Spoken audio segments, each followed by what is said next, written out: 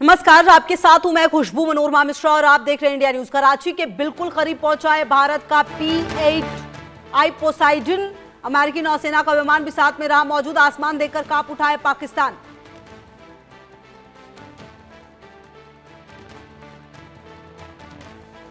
देखिए, पाकिस्तान वैसे ही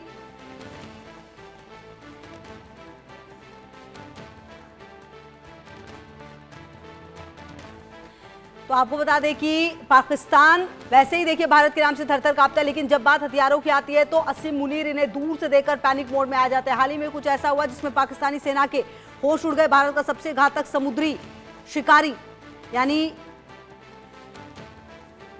देखिए किस तरह से ये जो हलचल बढ़ी है पाकिस्तान में वो अब आपको बता रहे हैं।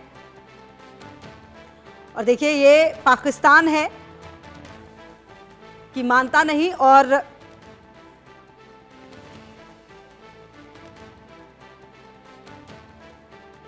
कराची के पास आपको बता दें कि ये तो P-8I मिशन पर ये देखिए पोसाइडन विमान अचानक कराची के बिल्कुल करीब पहुंच गया। दिलचस्प बात तो यह है कि आसमान में भारतीय विमान अकेला नहीं था, बल्कि उसके साथ अमेरिकी नौसेना का भी सबसे खतरनाक जासूसी विमान उत्तरी अरब सागर में मंडराता दिखाई दिया।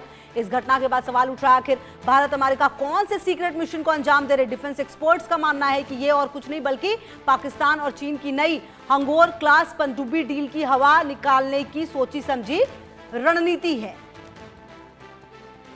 और मेरे साथ रिटायर्ड कर्नल टीपी त्यागी सर, रक्षा विशेषज्ञ भी जुड़ गए। टीपी त्यागी सर, पाकिस्तान में हलचल बढ़ना तो खैर लाजमी है, वो वैसे भी परेशान रहता है, और अब जब ये P-8I देखा है तो क्या हालत रही होगी? आखिर किस मंशा के साथ भारत ने ये किया है, क्योंकि पीछे अमेरिका का भी विमान था। देखिए P-8I, इसमें जो आई है, आई का मतलब है इंडिया। तो P-8I it is specially America की तरफ से इंडिया के लिए स्पेशल है ये P-8I। इसमें स्पेशल कैपेबिलिटीज हैं, इंटेलिजेंस गैदर करने की भी, रिकॉनाइसेंस की भी, सर्विलेंस की भी।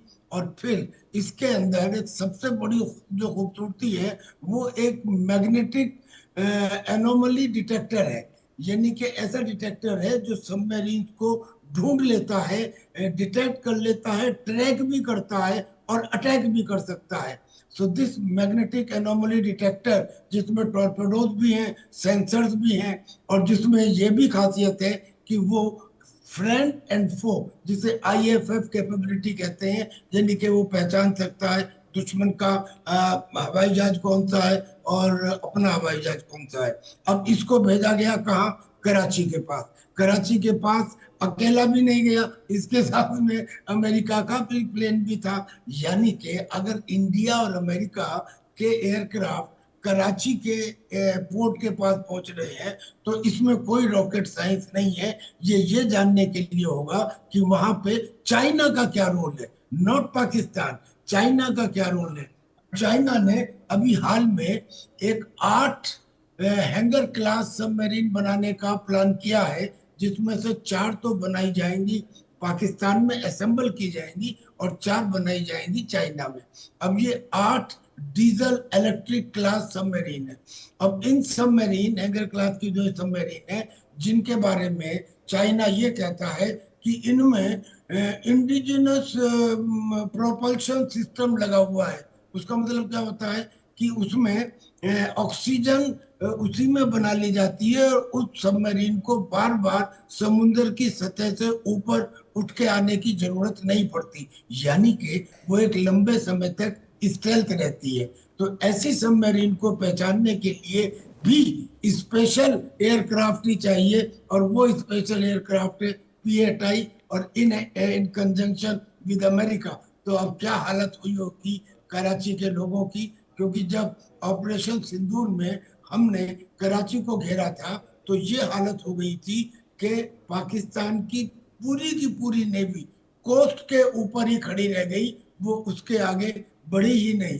तो अब आप अंदाजा लगा सकती हैं कि अब जब कोई युद्ध नहीं चल रहा, उस समय इस किस्म की सर्विलेंस के बाद पाकिस्तान का क्या हाल हुआ होगा समझा जा सकता है, और खलबली चीन में भी हुई होगी।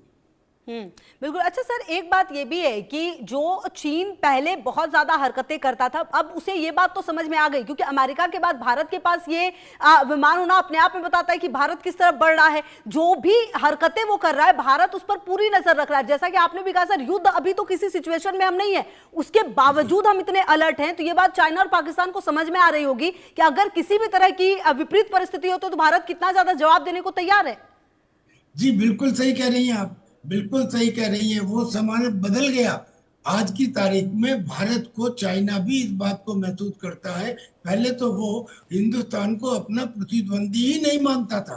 पहले तो वो समझता था कि I am like a unipolar in Asia. लेकिन अब हिंदुस्तान की चीजों को देखने के बाद और जिस तरह से हिंदुस्तान ने कई जगह पे स्टैंड लिया है, बाकायदा उस स्टैंड का ही नतीजा था। मैं एक एग्जांपल सिर्फ आपको देता हूँ कि 1.5-2 साल पहले जब रशिया के कजान में ब्रिक्स की मीटिंग हुई थी। अब ब्रिक्स के अंदर ब्राजील है, रशिया है, इंडिया है, चाइना है, साउथ अफ्रीका है। उस समय चाइना ने उस मीटिंग से 24 घंटे पहले जो डेप्सांग और डेमचौक का बॉर्डर के ऊपर एक इशू चल रहा था, उसको डाइल्यूट कर दिया था और ये कह दिया था कि अब पेट्रोलिंग के ऊपर कोई रेस्ट्रिक्शन नहीं होगी। यानी कि चाइना ने हिंदुस्तान की ताकत को बगैर कहे स्वीकार करना शुरू कर दिया था। Now this is called diplomacy and this is called also showing the strength.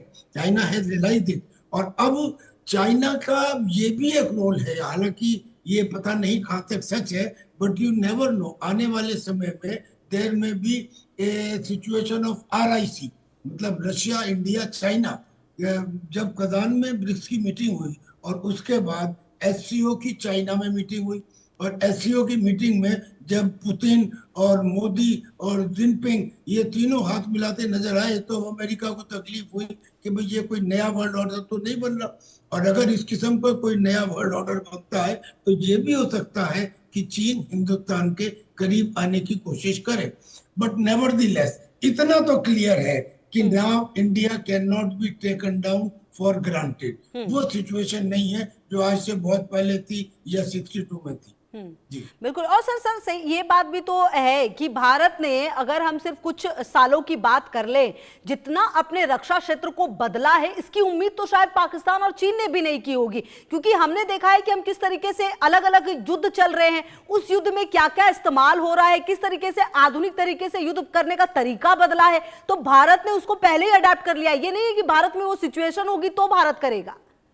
बिल्कुल सही कह रही हैं आप, बिल्कुल सही कह रही हैं। अभी तो हिंदुस्तान कोई युद्ध नहीं लड़ रहा, लेकिन हमने ड्रोन्स के अंदर ताबड़तोड़ कितना डेवलपमेंट किया है।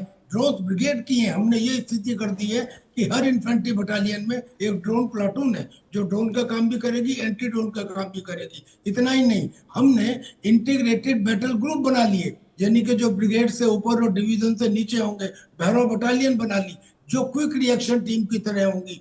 मींस कि अगर किसी भी जगह कोई हमला होता है तो उसमें हमारे कंपोजिट फोर्स, जिसमें infantry, artillery, engineers, signal, medical सब शामिल है, और वो लीन और थिन भी है, और क्विक रिएक्शन, यानी कि अगर कोई पाकिस्तान या चाइना की तरफ से हरकत होती है तो हमारा रिएक्शन टाइम मिनिमम होगा and we can answer it. ये सब डेवलपमेंट हुए हैं। एक जमाने में जब हर चीज के लिए हमें दूसरों की तरफ देखना पड़ता था, आज स्थिति ये है कि आत्मनिर्भर भारत के अंतर्गत हम न केवल अपने हथियार बना रहे हैं बल्कि दे भी रहे हैं। अब जो ब्रह्मोस है, आप देखिए, ब्रह्मोस को फिलीपींस खरीद रहा है, यूनाइटेड अरब एमिरेट्स खड़ा है उसे खरीदने के लिए, और बहुत सारे देश लाइन लगाए खड़े हैं। और ये खाली उसके लिए नहीं है, आकाश तीर के लिए भी है, आकाश के लिए भी है, पिनाका मिसाइल के लिए भी है, तेजस कॉम्बैट एयरक्राफ्ट के लिए भी है। यानी कि आज हिंदुस्तान के जो हथियार हैं उनको खरीदने के लिए लोग इसलिए तैयार हैं कि वो इफेक्टिव भी है और कॉस्ट इफेक्टिव भी है। जी बिल्कुल। बहुत शुक्रिया टीपी त्यागी सर आपका मेरे साथ जुड़ने के लिए और बातचीत करने के लिए।